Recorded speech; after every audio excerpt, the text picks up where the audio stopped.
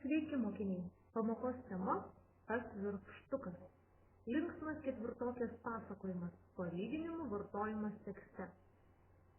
Jūsų tikslas – mokytis tikslingai vartoti palyginimus.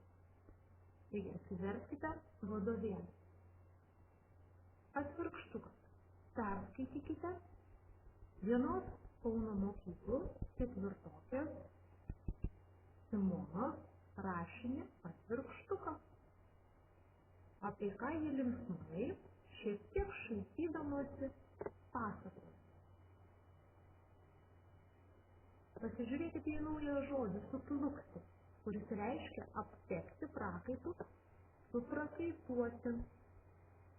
Atsakykite į klausimus, kaip atrodo berniukas, kuo jis įdomus, ką daro atvirkščiai, ką teikia per pertraukas, o ką per pamokas.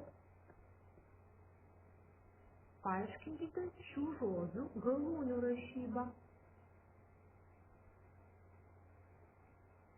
Raskite tekste daugiau palyginimų.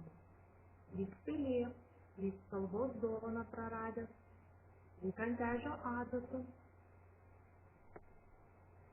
Berniuką apibūdinančios detalės išmėtytos po visą tekstą. Garsiai jas perskaitykite. Pagalvokite, kas patiko, o ką galbūt rašytumėte kitaip.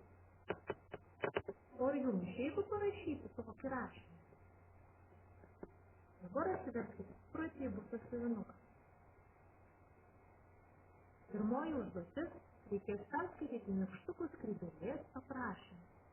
Kuo jį ypatingas? Pabrauk žodžius, kurių šaknis devynis. Kodėl tavo manymu tiek daug kartų šie žodžiai kartojami? Kas tas nykštukas Herbis?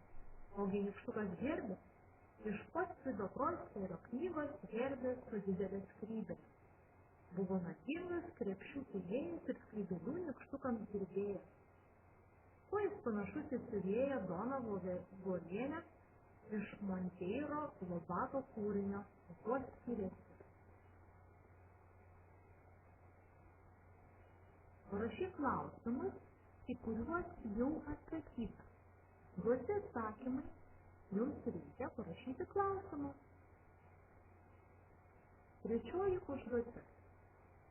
Iš pirmo pratimo teksto išrink daiktavardžius, kurie atsako į klausimus kieno, ko, iš ko. Parašyk juos vienaskaitant ir daugiskaitant.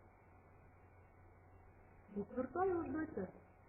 Perskaityk dar vieną tekstą apie nykštukų skrybėlę ir jį smulkiai atpasakok. Penktoji užduotis. Įsimink šių žodžių rašybą. Sėkmės atliekant užduotį.